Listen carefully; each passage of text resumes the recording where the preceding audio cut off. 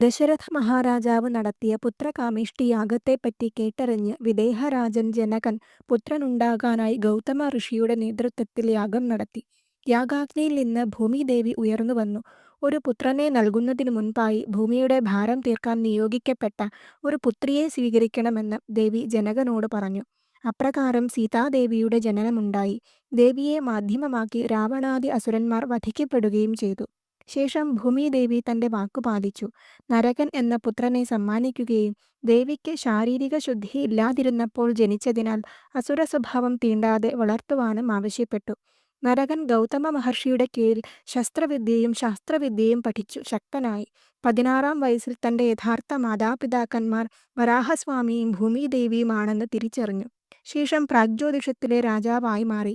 ഭഗവാൻ മഹാവിഷ്ണുവിന്റെ നിർദ്ദേശാനുസാരം രാജ്യം ഭരിച്ചെങ്കിലും ബാണാസുരനുമായുള്ള സംസർഗം കൊണ്ട് ഒടുവിൽ നരകാസുരനായി മാറുകയും ഭഗവാൻ ശ്രീകൃഷ്ണനാൽ കൊല്ലപ്പെടുകയും ചെയ്തു.